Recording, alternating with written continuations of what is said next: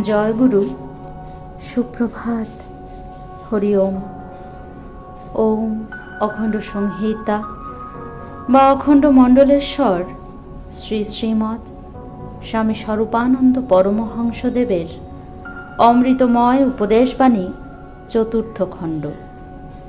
প্রণবে সর্বমন্ত্রের সমন্বয়। শ্রী শ্রী বাবামণি বলিলেন, প্রণবই সর্বমন্ত্রের সমাহার বা সর্বতত্ত্বের সমষ্টি। শঙ্খ বাজে, কিন্তু তার নিজস্ব একটা ধ্বনি আছে। ঘণ্টা বাজে, কিন্তু তারও নিজস্ব একটা ধ্বনি আছে। কাসর বাজে, তারও নিজস্ব একটা ধ্বনি আছে। মৃদঙ্গ বাজে, তারও নিজস্ব একটা ধ্বনি আছে।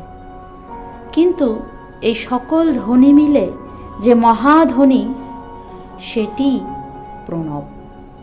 রিং মন্ত্রের নিজস্ব একটা আওয়াজ আছে, ক্লিং মন্ত্রের নিজস্ব একটা আওয়াজ আছে, ক্রিং মন্ত্রের নিজস্ব একটা আওয়াজ আছে, শ্রিং মন্ত্রের নিজস্ব একটা আওয়াজ আছে, মা শব্দের নিজস্ব একটা আওয়াজ আছে, প্রভু শব্দের নিজস্ব একটা আওয়াজ আছে। কিন্তু সকল মন্ত্র, সকল শব্দ একত্র হলে যে মহাধ্বনি হয়, সেইটি হচ্ছে প্রণব। সুতরাং একমাত্র প্রণব জপ করলেই সর্বমন্ত্র জপ করা হয়।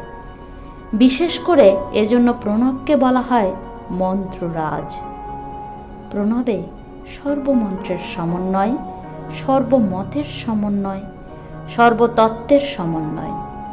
প্রণব যেমন সর্বমন্ত্রের সমাহার, তেমন সর্বমন্ত্রের স্বীকৃতি, আধার, আশ্রয় ও আদি। হরি ওম।